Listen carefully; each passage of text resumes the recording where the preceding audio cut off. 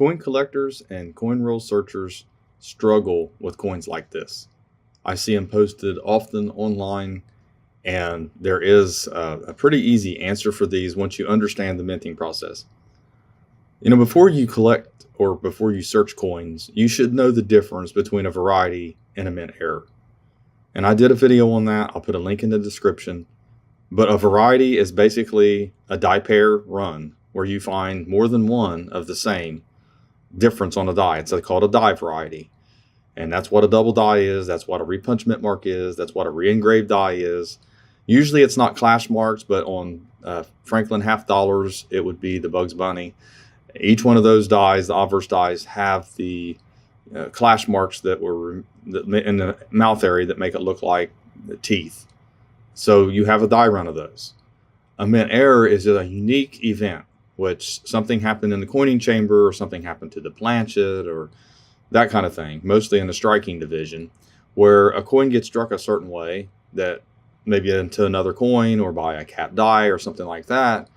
And it's really just one of a kind. There may be other similar coins, but it's not a variety. It's not the same thing. So you need to know that difference. It's very important to learn that difference. I see too many not learning the tools of the trade before they're involved in a trade. And it's no different than taking your engine apart and then not knowing how to put it back together so it works properly. You should have never started it in the first place. Yes, you can query a mechanic, but they're going to have to come over and fix it, and you're going to have to pay them to do it because you had no business starting it. So that's what people do. They start doing this without learning the tools, and you have to know the tools. So what we're going to do, we're going to talk about this coin. It was posted in my help community. And by the way, over here is my help community at coinauctionshelp.com/forum. I have the links in every one of my videos. I have it in a pinned comment. I also have it in the description of every video. So if you have a question, you would bring it over here, your coin, and I have videos up here, how to post the images, how to post an error question. It shows you with a video, step by step. Also, make sure you click the right birth date. I get that a lot. So anyway, we're looking at this coin, and the main thing that you want to look at when you're looking at something like this, because there are a lot of altered coins, and it does look like it could be altered, is you want to look at the reverse. So this reverse was actually on the anvil die, which is the reverse die. Okay, it's the stationary die. The hammer die is the obverse die on most coins, and that's what strikes the coins. It comes, pushes into the coin. The answer to this is that it was struck through a late stage die cap, and the die cap, which was a coin on the die, actually rotated a little bit. So that's what this is. Now, to give you a little bit of an example of that, we go to Heritage Coin Auctions, which I tell everyone, go to their archive coin auctions, go to the mint error section, and look at every single mint error page possible. You will learn so much just by doing that. Page by page, just look at all of the errors that have, and also varieties that have sold over there. But this is what they call a die cap. And the reason they call it a die cap is because this coin got stuck on the hammer die, and it started to form like a bottle cap shape. Now, I know you can't hardly see it, but it is raised all around here like a bottle cap. That's what it looks like. Now, I'll show you something here. I do have, and it's ground off, it's a state quarter die. Okay, you can buy these. The mint sold them at one time, I believe.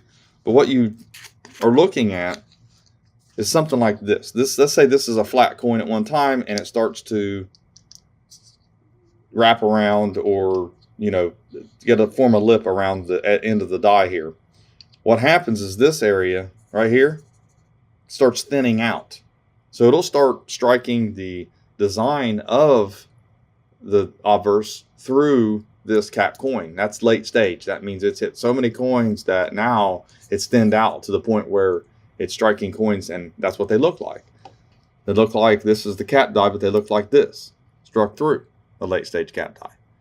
So it's important to understand the minting process and how these happen. That way you know what you have and what you don't have. You can also come over to error-ref.com, and it has an example almost similar, very similar to that one. Even though they're not exact, you're never going to find an exact mint error that looks like your mint error. I've tried to tell people that so many times. That doesn't make it more special. It just means that each mint error is a unicorn. They're unique.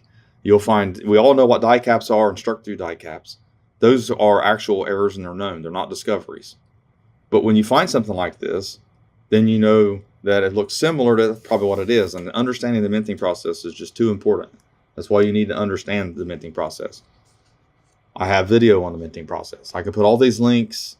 I have it over on my CoinHelp community to help you out. So hopefully you have a coin like this and you can look up the value of it and see what they've sold for. I mean, over on Heritage, you can take a look and see what they've sold for. 180 for this one here.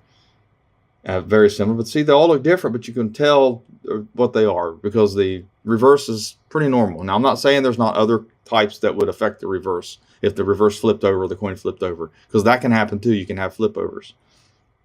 But it's just important to understand that first. Here's some more. You can see what they're selling for. I mean, they're not really rare, but they are keepers. You know, if you send it off for grading, and you got it for change, if it cost you $65, $75 with membership and everything, and you sell it for $99, then you made a little bit of money, but it's not the point. If that's what you're in it for, you're probably not going to make much money on these.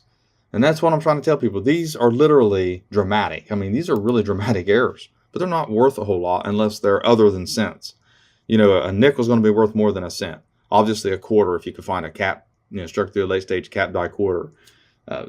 Sometimes cents get through because they're smaller and the mint employees don't catch them quick enough.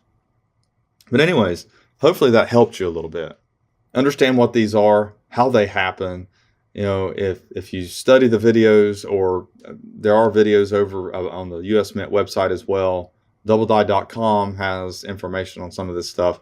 I have information on my website as well. So thanks for watching my latest video. Please hit the like button and the bell to get all notifications, and have a great day.